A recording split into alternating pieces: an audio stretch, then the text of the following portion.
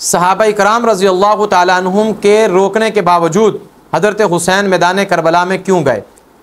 क्यों गए? बहुत सादा सा जवाब है कि जिन सहाबा-ए-किराम ने आपको रोका है, हज़रत अब्दुल्लाह इब्न ज़ुबैर, हज़रत अब्दुल्लाह इब्न अब्बास, हज़रत अमर बिन अब्दुर्रहमान, अब्दुल्लाह इब्न उमर और दिगर सहाबा-ए-किराम हैं, फरज़दक शायर है और भी कुछ इलाकाई लोग थे जिन्होंने आपको रोका। लेकिन हम बात करते हैं सहाबा-ए-किराम की, चूंकि आपका सवाल है कि सहाबा-ए-किराम के रोकने के बावजूद क्यों गए।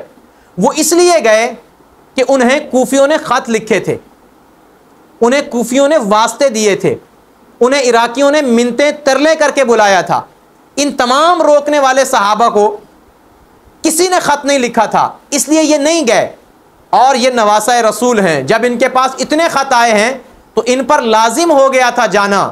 चूंकि नाना के दीन की हुर्मत का मामला है तो हुसैन इब्ने अली अपने घर में आराम से तो नहीं बैठ सकते थे, लिहाजा ये कोई इतराज़ नहीं है कि क्यों गए, ये इसी वजह से गए। तारीख हमेशा याद करेगी और ये याद रखेगी कि जाना हज़रत हुसैन का ये असल सवाल नहीं है। असल सवाल ये है कि उन्होंने बुलाया क्यों था। जिन्होंने बुलाने के बाद आपको धोखा दिया, गद्दारी की, मुनाफकत की, पैसे के लिए बिक गए, खौफ से डर गए और हज़रत हुसैन को घर बुला के बेदर्दी के साथ शहीद किया।